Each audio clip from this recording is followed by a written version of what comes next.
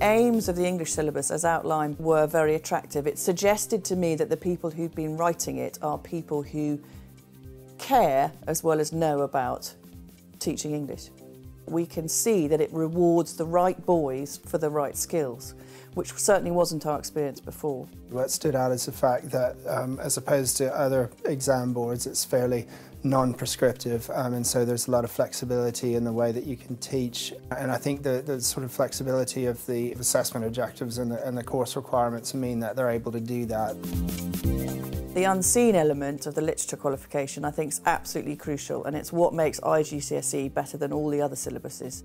They like being able to just respond to something they haven't seen before, write about what they think, and that shows. And it shows at the top end as well. The middle can do either way, and that's usually the way. The more interesting to me is it catches the bottom and it stretches the top. The benefits, there are lots of different skills. You get to do a variety of things with texts and poetry, and then it's just a wide, broad outlook that you can use. It sets you up well for A-level and other things with the extra skills you'll gain. They begin to rely less on handouts, they begin to rely less on the teacher, and they begin to have their own thoughts about it. And I always say to boys when they come into my classroom that, unlucky, you've got to engage your heart as well as your head, because that's that kind of subject. And the great thing about IGCSE is it does do precisely that. All right, I want 3 different tonal descriptors.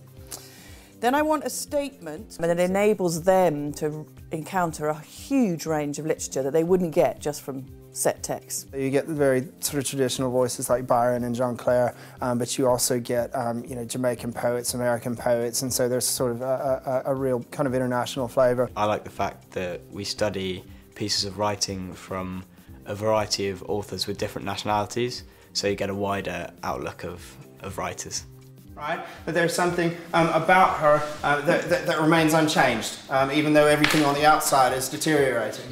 The great thing about a 2-year course, the linear course, is you can have the space and the time to do something in depth. By the time they get to the end, they've had 2 years exposure to these texts, and they're just more mature thinkers.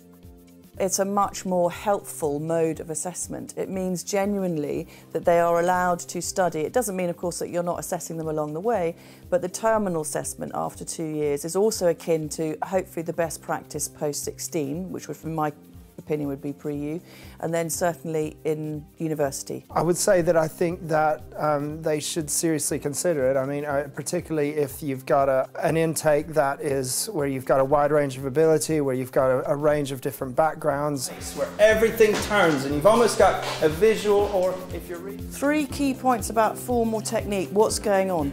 Is there lots of imagery? Does it rely on rhyme? You've got the freedom and you've got the breadth of texts, and you've got the excitement of teaching unseen. Teachers became reinvigorated, and the English department's a different place since they've taught it.